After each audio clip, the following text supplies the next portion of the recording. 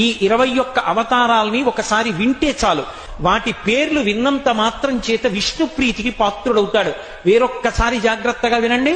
మొట్టమొదట ఆదినారాయణుడు సనకసనందనాదులు, దాని తర్వాత వచ్చినటువంటిది యజ్ఞవరాహావతారం, యజ్ఞవరాహావతారం తర్వాత నారదుడు, నారదుడి తర్వాత నరనారాయణుడు, నరనారాయణుల తర్వాత వచ్చినటువంటిది కపిలావతారం, కపిలావతారం తర్వాత దత్తాత్రేయావతారం, దత్తాత్రేయావతారం తర్వాత యజ్ఞావతారం, యజ్ఞుని యొక్క అవతారం తర్వాత వృషభావతారం, వృషభావతారం తర్వాత వచ్చింది పృథుమహారాజు గారి అవతారం, పృథుమహారాజు గారి అవతారం తర్వాత వచ్చినటువంటి అవతారం మత్స్యావతారం, తర్వాత కూర్మావతారం, తర్వాత ధన్వంతరి, తర్వాత మోహిని, తర్వాత నరసింహుడు, తర్వాత వామనమూర్తి, తర్వాత పరశురాముడు, తర్వాత రాముడు, తర్వాత బలరాముడు, బలరాముడి తర్వాత కృష్ణ భగవానుడు, కృష్ణ భగవానుడి తర్వాత బుద్ధావతారం, బుద్ధావతారం తర్వాత కల్కి ఏకకాలంలో 2 అవతారాలు ఉంటూ ఉండొచ్చు. వీటిల్లో మొత్తం ఈ 21 అవతారాల్ని ఒకసారి వింటే చాలు, వాటి పేర్లు విన్నంత మాత్రం చేత విష్ణు ప్రీతికి పాత్రుడవుతాడు. వేరొక్కసారి జాగ్రత్తగా వినండి.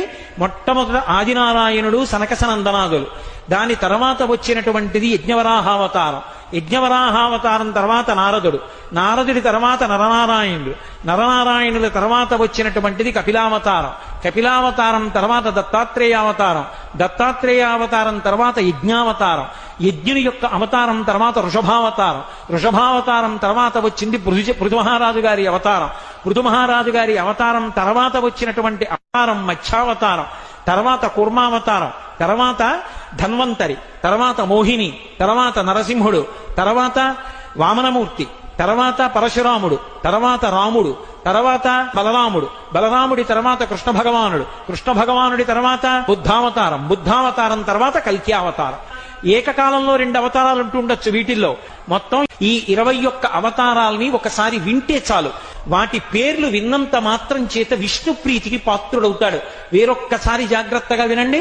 మొట్టమొదట ఆదినారాయణుడు సనకసనందనాదులు, దాని తర్వాత వచ్చినటువంటిది యజ్ఞవరాహావతారం, యజ్ఞవరాహావతారం తర్వాత నారదుడు, నారదుడి తర్వాత నరనారాయణుడు, నరనారాయణుల తర్వాత వచ్చినటువంటిది కపిలావతారం, కపిలావతారం తర్వాత దత్తాత్రేయావతారం, దత్తాత్రేయావతారం తర్వాత యజ్ఞావతారం, యజ్ఞుని యొక్క అవతారం తర్వాత వృషభావతారం, వృషభావతారం తర్వాత వచ్చింది పృథుమహారాజు గారి అవతారం, పృథుమహారాజు గారి అవతారం తర్వాత వచ్చినటువంటి అవతారం మత్స్యావతారం, తర్వాత కూర్మావతారం, తర్వాత ధన్వంతరి, తర్వాత మోహిని, తర్వాత నరసింహుడు, తర్వాత వామనమూర్తి, తర్వాత పరశురాముడు, తర్వాత రాముడు, తర్వాత బలరాముడు, బలరాముడి తర్వాత కృష్ణ భగవానుడు, కృష్ణ భగవానుడి తర్వాత బుద్ధావతారం, బుద్ధావతారం తర్వాత కల్కి అవతారం.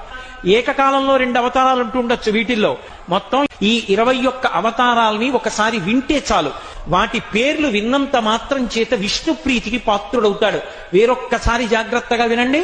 మొట్టమొదట ఆదినారాయణుడు సనకసనందనాదులు, దాని తర్వాత వచ్చినటువంటిది యజ్ఞవరాహావతారం, యజ్ఞవరాహావతారం తర్వాత నారదుడు, నారదుడి తర్వాత నరనారాయణుడు, నరనారాయణుల తర్వాత వచ్చినటువంటిది కపిలావతారం, కపిలావతారం తర్వాత దత్తాత్రేయావతారం, దత్తాత్రేయావతారం తర్వాత యజ్ఞావతారం, యజ్ఞుని యొక్క అవతారం తర్వాత వృషభావతారం, వృషభావతారం తర్వాత వచ్చింది పృథుమహారాజు గారి అవతారం, పృథుమహారాజు గారి అవతారం తర్వాత వచ్చినటువంటి అవతారం మత్స్యావతారం, తర్వాత కూర్మావతారం, తర్వాత ధన్వంతరి, తర్వాత మోహిని, తర్వాత నరసింహుడు, తర్వాత వామనమూర్తి, తర్వాత పరశురాముడు, తర్వాత రాముడు, తర్వాత బలరాముడు, బలరాముడి తర్వాత కృష్ణ భగవానుడు, కృష్ణ భగవానుడి తర్వాత బుద్ధావతారం, బుద్ధావతారం తర్వాత కల్కి అవతారం.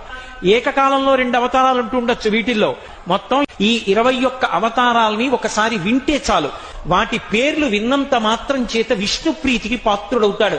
వేరొక్కసారి జాగ్రత్తగా వినండి. మొట్టమొదట ఆదినారాయణుడు సనకసనందనాదులు, దాని తర్వాత వచ్చినటువంటిది యజ్ఞవరాహావతారం, యజ్ఞవరాహావతారం తర్వాత నారదుడు, నారదుడి తర్వాత నరనారాయణుడు, నరనారాయణుల తర్వాత వచ్చినటువంటిది కపిలావతారం, కపిలావతారం తర్వాత దత్తాత్రేయావతారం, దత్తాత్రేయావతారం తర్వాత యజ్ఞావతారం, యజ్ఞుని యొక్క అవతారం తర్వాత వృషభావతారం, వృషభావతారం తర్వాత వచ్చింది పృథుమహారాజు గారి అవతారం, పృథుమహారాజు గారి అవతారం తర్వాత వచ్చినటువంటి అవతారం మత్స్యావతారం, తర్వాత కూర్మావతారం, తర్వాత ధన్వంతరి, తర్వాత మోహిని, తర్వాత నరసింహుడు, తర్వాత వామనమూర్తి, తర్వాత పరశురాముడు, తర్వాత రాముడు, తర్వాత బలరాముడు, బలరాముడి తర్వాత కృష్ణ భగవానుడు, కృష్ణ భగవానుడి తర్వాత బుద్ధావతారం, బుద్ధావతారం తర్వాత కల్కి అవతారం. ఏకకాలంలో 2 అవతారాలు ఉంటూ ఉండొచ్చు వీటిల్లో. మొత్తం ఈ 21 అవతారాలని ఒకసారి వింటే చాలు, వాటి పేర్లు విన్నంత మాత్రం చేత విష్ణు ప్రీతికి పాత్రుడవుతాడు. వేరొక్కసారి జాగ్రత్తగా వినండి. మొట్టమొదట ఆదినారాయణుడు, సనకసనందనాదులు. దాని తర్వాత వచ్చినటువంటిది యజ్ఞవరాహావతారం.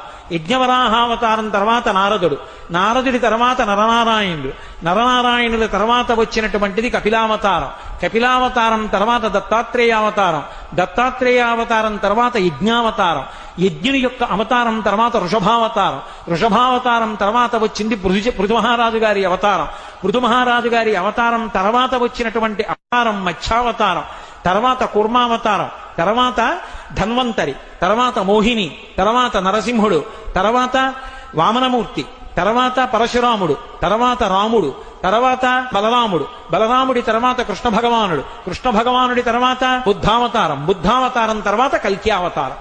ఏకకాలంలో 2 అవతారాలు ఉంటూ ఉండొచ్చు వీటిల్లో. మొత్తం ఈ 21 అవతారాలని ఒకసారి వింటే చాలు, వాటి పేర్లు విన్నంత మాత్రం చేత విష్ణు ప్రీతికి పాత్రుడవుతాడు. వేరొక్కసారి జాగ్రత్తగా వినండి. మొట్టమొదట ఆదినారాయణుడు, సనకసనందనాదులు.